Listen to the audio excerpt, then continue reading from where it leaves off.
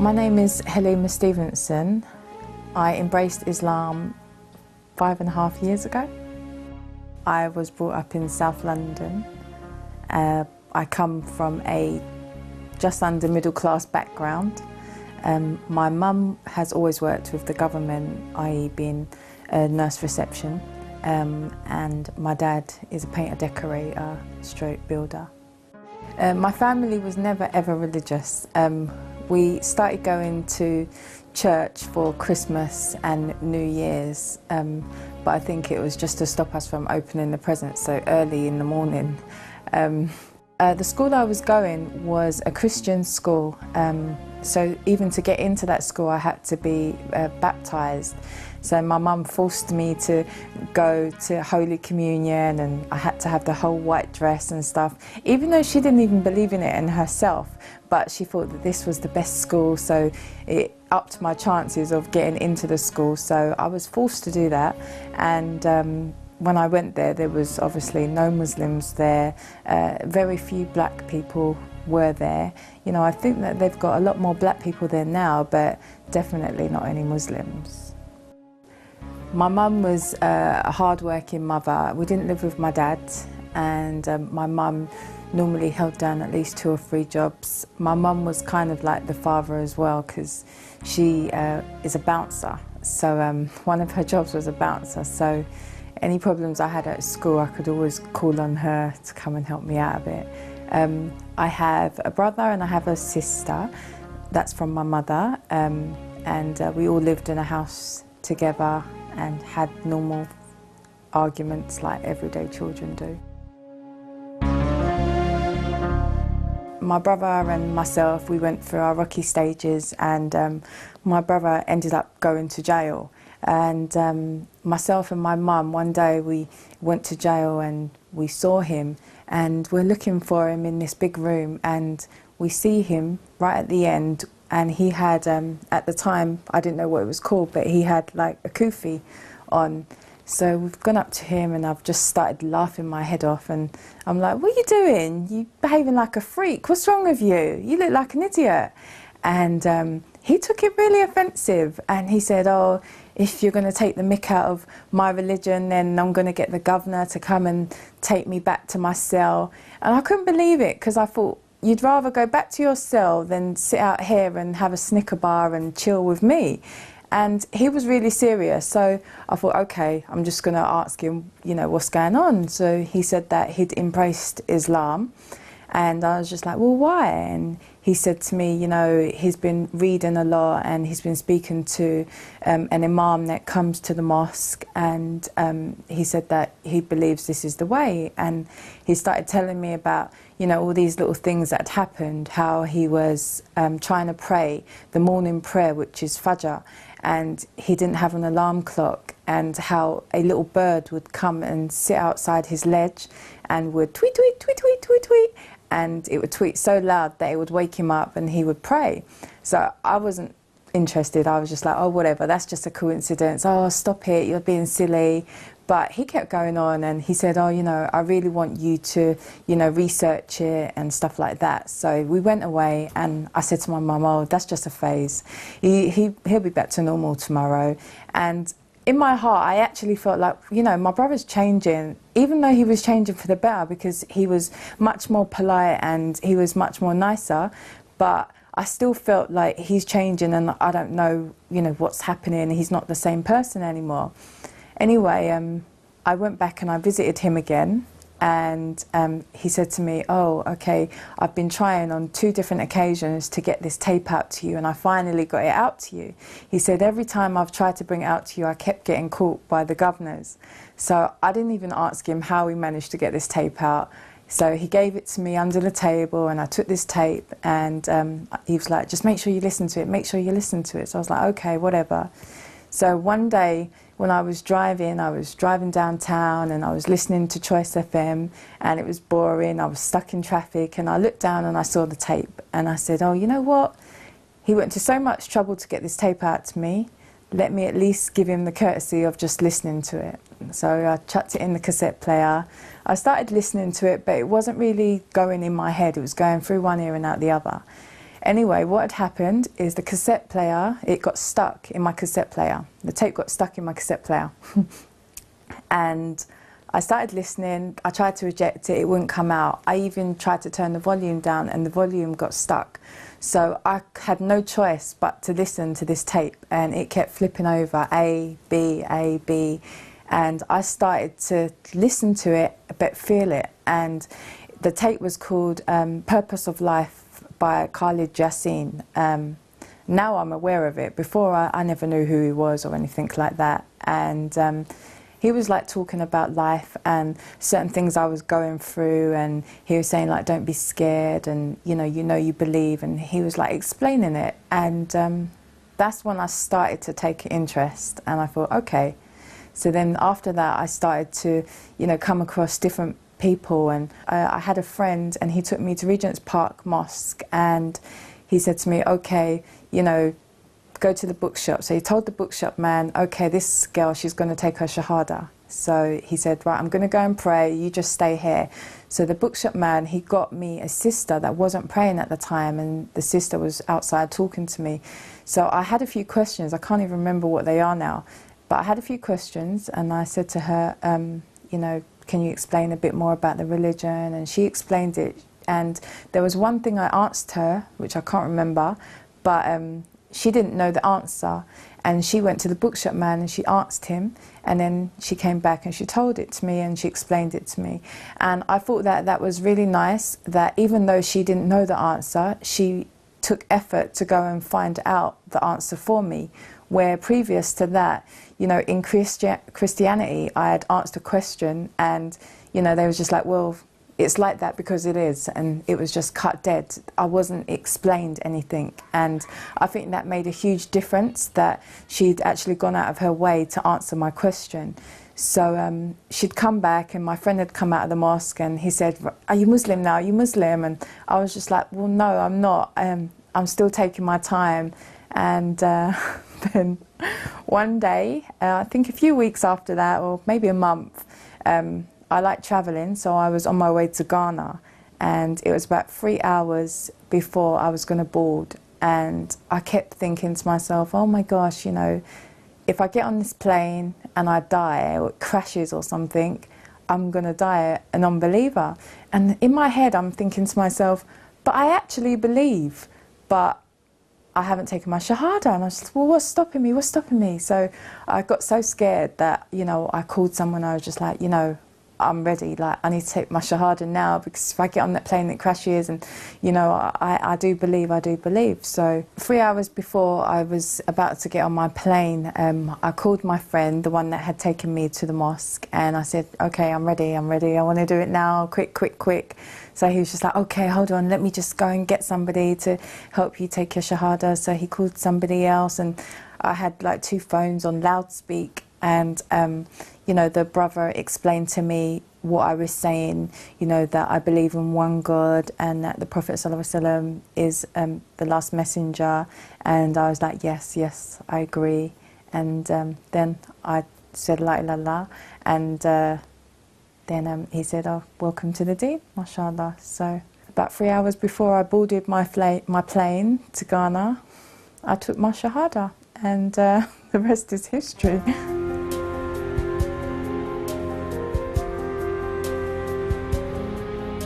After I left school, I went to college, and then I went to Roehampton University.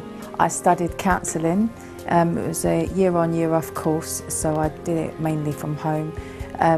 It was basically, going into the minds of people and understanding, some of the depressions that they go through and some of the problems, and being able to assess them and go through one thing after the other that might have happened in their family life.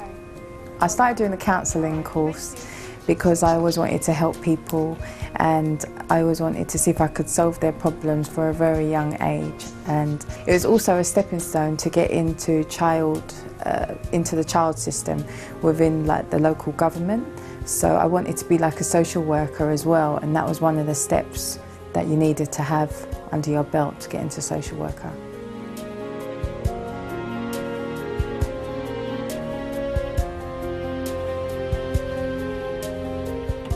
We're in Luton at the moment. I travel here from Kent, where I come here and I offer a counselling service to victims of domestic violence. It's a new business called DVAS, and we specialise in helping any victims, Muslim, non-Muslims, who are suffering from domestic violence.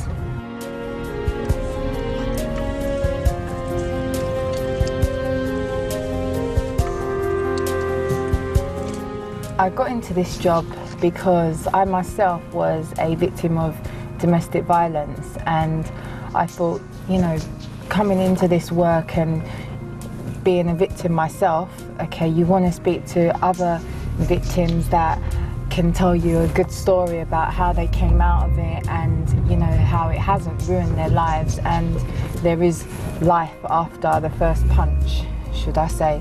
And it was dear to my heart because, you know, it put me on my journey through Islam, and I came out the other end not holding a grudge, and being a better person for it, and thought I'd make use of the experiences that I've had.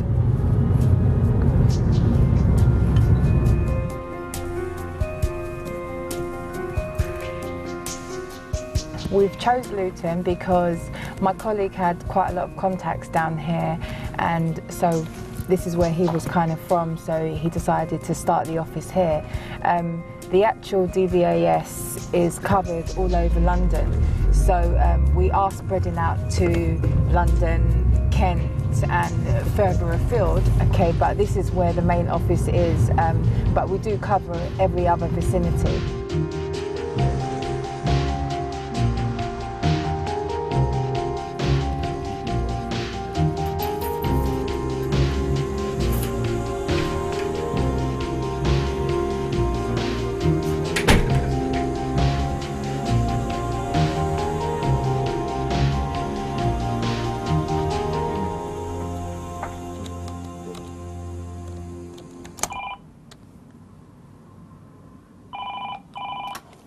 Good morning, DVAS. Assalamu alaikum.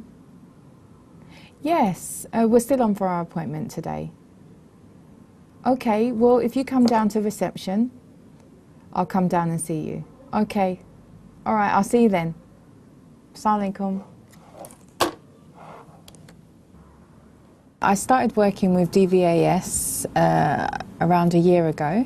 I'm here as a counsellor to counsel the victims of domestic violence. That's what we specialise in. Domestic violence, you have mental abuse, you have physical abuse, etc. Okay, majority of the victims are females. Okay, but you know, on odd occasions we do have, you know, males that are a victim of domestic violence or whatever violence.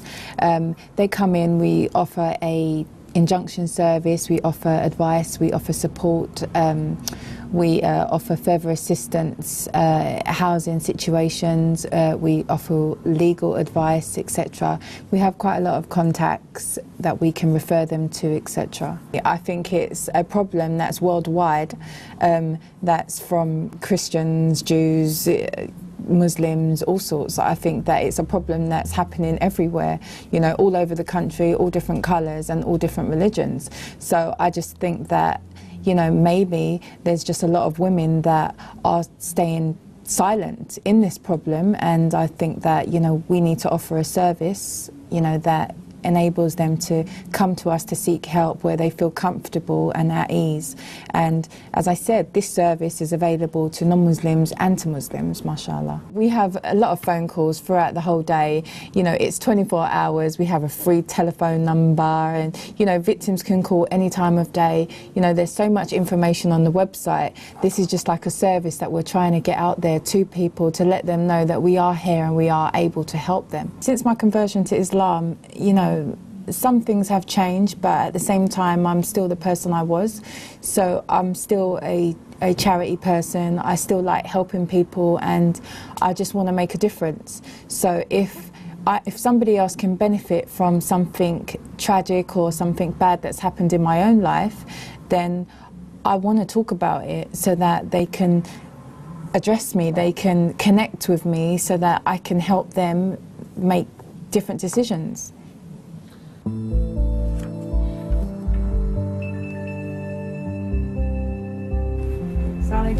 Welcome, Salam. Okay, for tomorrow. My name is Luqman Bilal Thomas. I've been working with Halima for the last just short of 12 months, the last 12 months, in relation to the work that we're involved in at DVAS, which stands for Domestic Violence Active Support. I've known Halima from past experiences that we've done in the past. She's very active in doing fundraising. I quite admire her zeal in relation to doing, fundraising events. Some people, as you well know, they will do lots of things, but there must be some remuneration for it. They'll do it for some payback. As far as I know, with Halima, she does a lot of charitable work. And when I told her about this project, it didn't take much persuasion. She bullied her way in. She wanted to be a part of it, and I thought that was good. So, and she's got good counselling background, so it's definitely an area which is useful and it's well used. So, she's been a part of our project for about a year now. So she's been there from the incubation stages.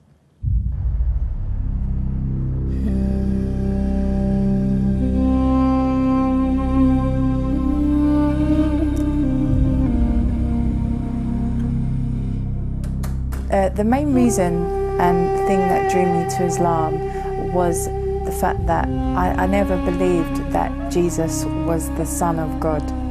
And so when I researched more and got a bigger understanding of Islam, everything just made sense. Everything that I read, it was just so self-explanatory, and there was just no questions for it.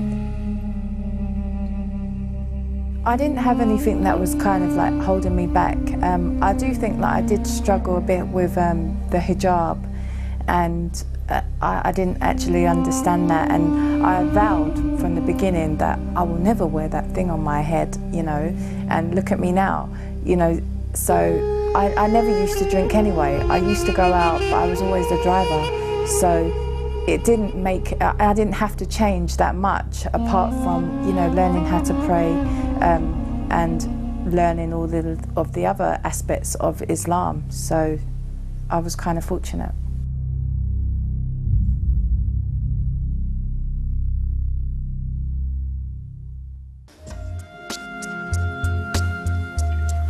Okay, so this is Kent Muslim Welfare Association.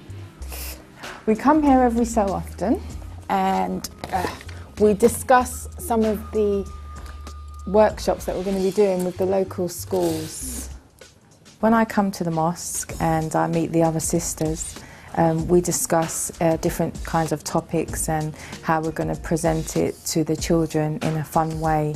We go to schools in Kent and we either do a short assembly explaining, a few things about Islam, or we have, an afternoon of the class where we explain to them about the 5 pillars, or we might explain to them about Ramadan, etc., depending on what time we go there in the year. I got involved with this because my daughter was a victim of bullying, and I thought that, okay, rather than just get angry at the parents, okay, and the children, because a lot of them, they don't even know what they're really doing. They're just going by what they might have learned. I thought it might be nicer for me to go into the school so that they can meet somebody like myself, all covered, and get a better insight on what Islam is about. So we go there and we have conversations, and we have like a little quiz at the end where we ask them, so what is the 5 pillars? What is this? What is that? And they explain it to us so that we know that they've listened to us. Then we ask them what they think of a person dressed like this, and a lot of them say a lot of positive stuff, which is quite encouraging, and I think it's just an up-and-coming project that we're doing at the moment, subject to funding.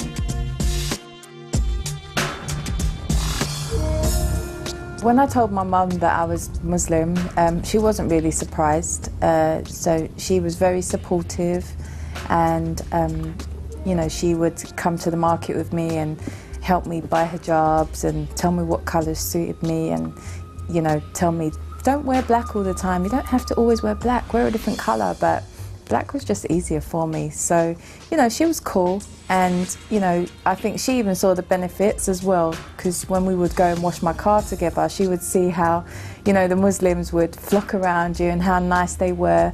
And you know, now alhamdulillah, my mum is Muslim. She took her shahada last year, Ramadan, and so now I have my brother, my little sister who's 19, and my mother. We're all Muslims, so we now get to experience, you know, the Eid Salah together and having Eid. So Christmas has totally gone out of the window, and it's nice to have that support and know that it doesn't really, Christmas time doesn't really affect my family because we're all Muslim. I'm just on my way to collect my daughter from school.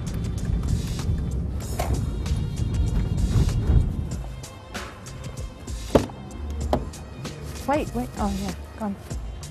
Say salams. Myself and my daughter, we travel from Kent to London every day. I changed her school. She was actually going to a school in Kent, but I found that it was too stressful for her as she was going through a lot of bullying. Not only was she black, but she was also a Muslim wearing a hijab. Because she's 9, she's coming to that age, and she decided that she wanted to start wearing the hijab. So she was going through a lot of trouble there. I approached the school and I'd started speaking to the school about some of the issues that she was having, and I just think that they just didn't understand, and I think that they couldn't stop the children from bullying. It was herself and another Muslim girl that was there that I know of, and it was really terrible. And you know, I saw red. Every time she come home, I saw red, and I think that it was bringing out a different side in me that I didn't want everybody else to see, or, you know, to have an impression of me as a Muslim like that. So I didn't want to be argumentative, which I can be, and I didn't want to be that. So I moved her to a school in London where it's more open to different cultures, different religions, different colours, and mashallah, now she's fine. She kept kicking from time to time. If I wanted to describe Islam to anybody, I would have to, you know, just start with how it changed my life, and you know, how, you know, certain things that have happened in my life at the time, it has seemed extremely bad and really upsetting. But in the long run, you know, it is all panned out, and, you know, Allah is the best planner of all, and it's worked out for the best for me. So I would just explain to them, you know, certain things that have happened in my own life, okay, and then just expand on that, really.